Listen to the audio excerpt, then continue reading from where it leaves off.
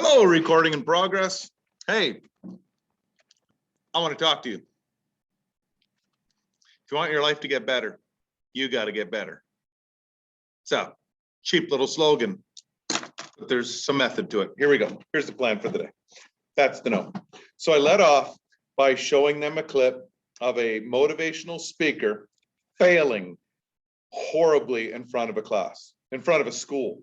The speaker is Eric Thomas. Eric, the hip hop preacher. Used to really enjoy his stuff. Let me rephrase that. I used to watch his stuff. I've always enjoyed it. Saying it the way I did made it sound like I don't enjoy it anymore. No, I haven't watched his stuff.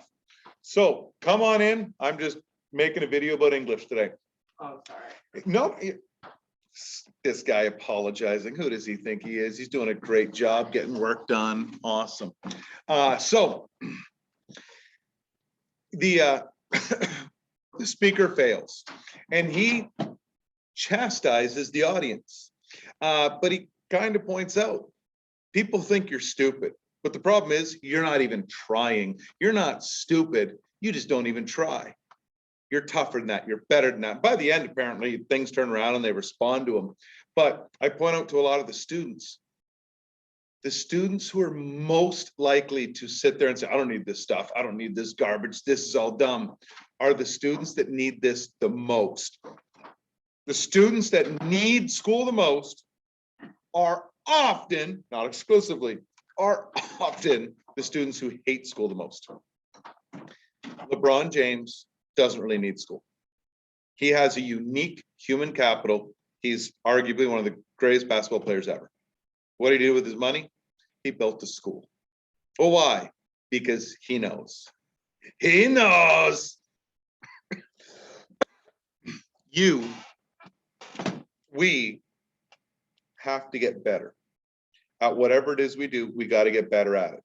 One of the ways we do it, and so the next video I showed was a little spiel from Warren Buffett, who's usually one of the richest people in the world. And he says, he challenges, I guess he teaches some classes or he speaks in front of some classes, but he says, look around the room at people in here you admire. What do you like about them? Write that down. Then how can you become like that? And I tell a tale of a student that I had in recent years. I won't say his name here, but I gave him props in class when this happened.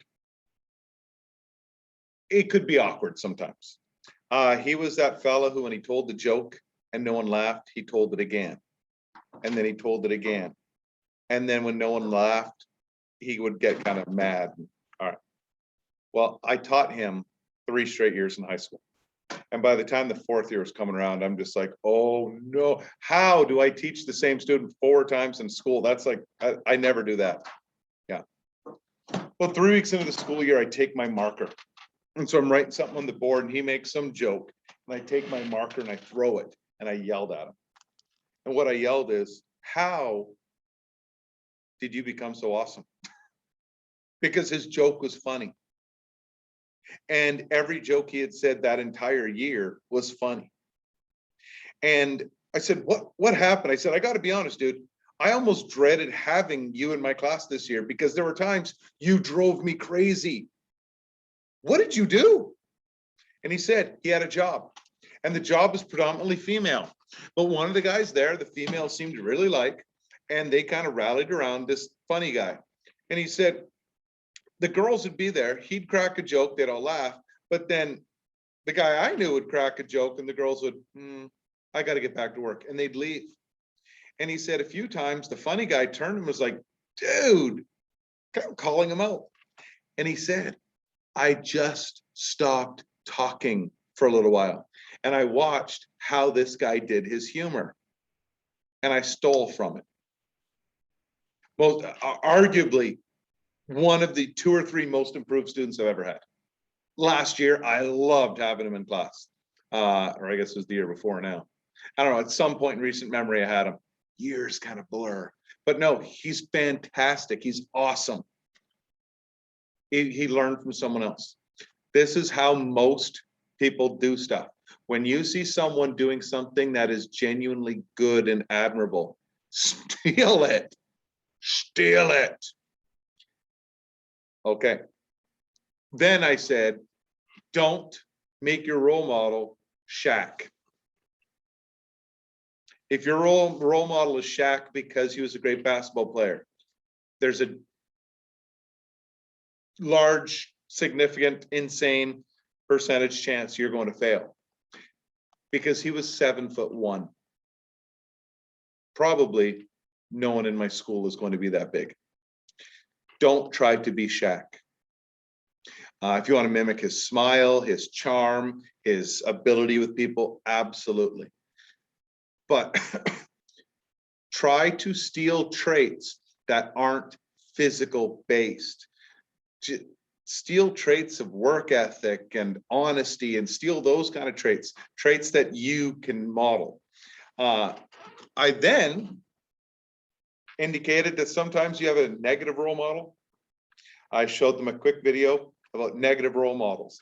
And I guess the idea is you stare at someone and say, oh man, they're a screw up.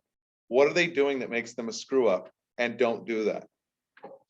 Or if you have a dream, negative it. How can I make sure my dream never happens? So if you want to get a full ride scholarship to go to the University of Kansas, awesome. That's a great goal. So I asked my class, give me 5 ways you can screw that up. And they said drugs, alcohol, getting pregnant,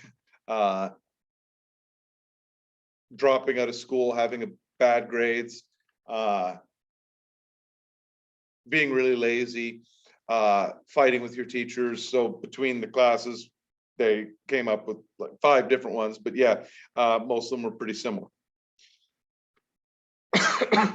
So what do you do now? Okay, so you have your list. How could I screw up getting into KU? Well, now you look at that list. Am I doing those things? And if the answer is yes, stop doing them. Outside of that, the usual work in Google Classroom. For those of you not in my class, well, you're watching this. Awesome. But that's all.